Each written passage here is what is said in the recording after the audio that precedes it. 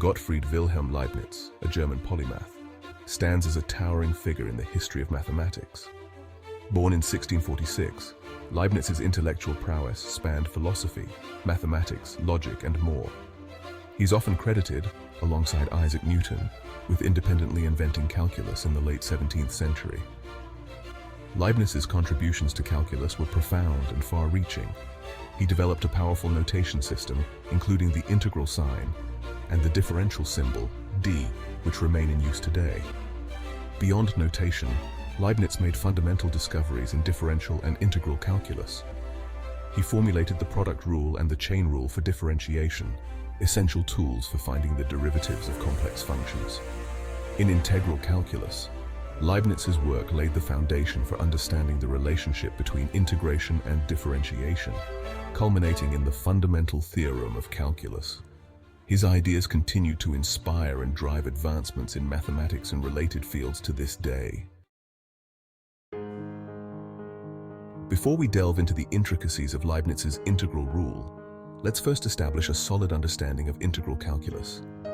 At its heart, integral calculus deals with the concept of finding the area under a curve. Imagine a graph with a function plotted on it. The integral of that function over a specific interval represents the area bounded by the curve, the x-axis, and the vertical lines at the interval's endpoints. To grasp this idea, consider a simple example. The function fx equals sine x.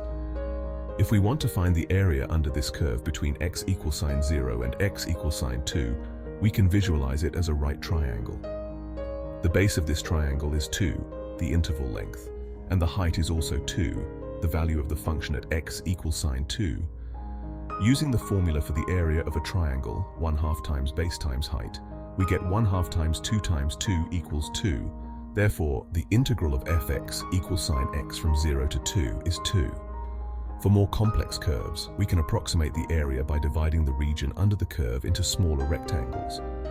By summing the areas of these rectangles, we can get an estimate of the total area. This process of summing infinitely many infinitesimally small areas is at the core of integral calculus.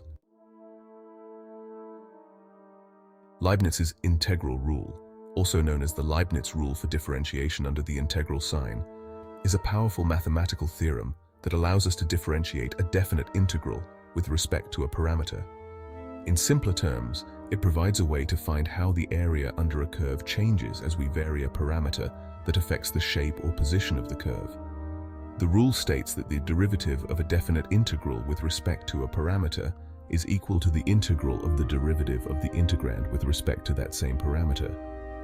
Mathematically, it can be expressed as d dt fx t dx equals fx t t dx plus fbt t times bt minus fat t times a.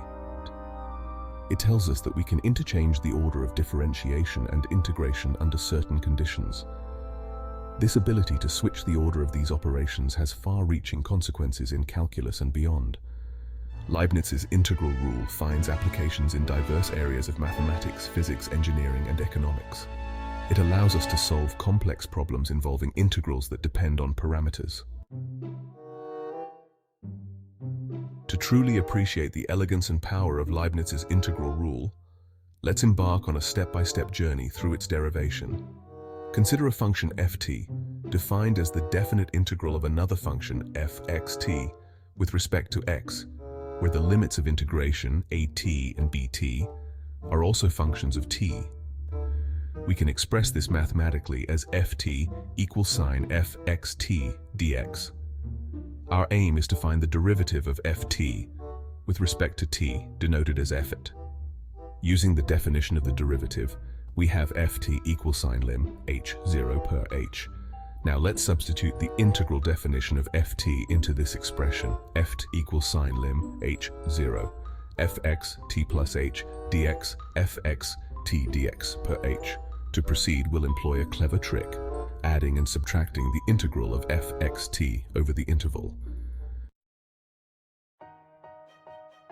Adding and subtracting the integral of fxt over, we get ft equals sine lim h0 fxt plus h dx fxt dx plus fxt dx fxt dx per h. Rearranging terms, we obtain ft equals sign lim h0 dx plus fxt plus h dx fxt plus h dx per h. Now we can apply the mean value theorem for integrals to the last two integrals. This theorem states that for a continuous function gx over an interval, there exists a value hetc in the interval such that gx dx equals sign gx asterisk dc. Applying this to our expression, we find ft equals sign lim h0 dx plus fx1 t plus h a t t h a t per h. As AH approaches 0, x1 approaches BT, x2 approaches AT, and we can rewrite the expression as ft equals sign lim h0 slash hdx plus lim h0 fbt t plus h slash h. Recognizing the definition of partial derivatives and ordinary derivatives, we arrive at the Leibniz integral rule ft equals sign fxt t dx plus fbt t a. This elegant formula encapsulates the essence of Leibniz's integral rule. It demonstrates that the derivative of the integral of a function with respect to a parameter is equal to the integral of the partial derivative of the function with respect to that parameter, plus terms accounting for the variation of the limits of integration. The power of Leibniz's rule lies in its ability to simplify complex calculations involving integrals with parameters. Leibniz's integral rule finds widespread applications in diverse fields, demonstrating its significance in solving real-world problems. Let's explore some notable examples. In physics, Leibniz's rule is crucial for analyzing systems with time-varying parameters. For instance, consider a charged particle moving in a time-dependent electromagnetic field. The force on the particle depends on its position and time. Using Leibniz's rule, we can calculate the rate of change of the particle's momentum, which is essential for understanding its motion. In engineering, Leibniz's rule is employed in areas like fluid mechanics, heat transfer, and control theory. For example, in fluid mechanics, it helps analyze the flow of fluids through pipes with varying diameters. By treating the pipe diameter as a parameter, we can use Leibniz's rule to determine how the flow rate changes with variations in the pipe's geometry. In economics, Leibniz's rule has applications in microeconomics and macroeconomics. For instance, it can be used to model the impact of changes in government policies, such as tax rates or interest rates, on consumer spending or investment behavior. By treating these policy variables as parameters, we can analyze how economic indicators respond to policy changes. To further illustrate the practical utility of Leibniz's rule, let's delve into specific real-world examples. Imagine a circle whose radius is increasing at a constant rate. We can use Leibniz's rule to find the rate at which the circle's area is growing. The area of a circle is given by A equals sign PR2, where R is the radius.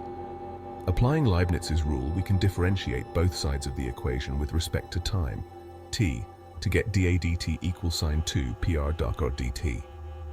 This equation tells us that the rate of change of the area is proportional to the radius, and the rate of change of the radius.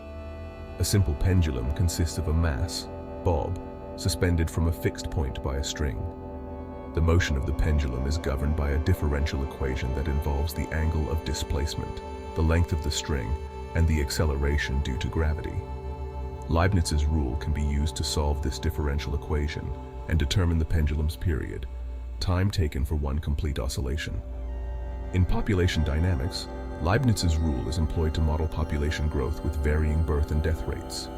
For instance, consider a population of animals where the birth rate and death rate depend on factors like food availability and predation pressure. Using Leibniz's rule, we can analyze how the population size changes over time in response to fluctuations in these environmental factors. Leibniz's integral rule, as presented so far, applies to definite integrals with one parameter and continuous integrands. However, the rule can be extended and generalized to encompass more complex scenarios. The rule can be generalized to handle integrals with multiple parameters. For instance, if the integrand depends on two parameters, s and t, we can differentiate the integral with respect to either parameter, holding the other constant. This generalization proves useful in multivariable calculus and partial differential equations. Leibniz's rule can be extended to handle improper integrals, where either the limits of integration are infinite, or the integrand becomes unbounded within the interval of integration. However, additional conditions need to be met to ensure the validity of the rule in these cases. Analogous versions of Leibniz's rule exist in discrete calculus, where we deal with functions defined on discrete sets, rather than continuous intervals. Leibniz's integral rule stands as a testament to the power and elegance of calculus. It provides a bridge between differentiation and integration, allowing us to manipulate these fundamental operations in ways that simplify complex calculations and solve real-world problems. From its historical origins in the development of calculus to its modern applications in diverse fields, Leibniz's rule continues to shape our understanding of the world. Its enduring legacy lies in its ability to connect seemingly disparate concepts, revealing the underlying unity and beauty of mathematics. As we delve deeper into the intricacies of calculus and its applications, Leibniz's integral rule remains an indispensable tool for unraveling the mysteries of nature and advancing human knowledge.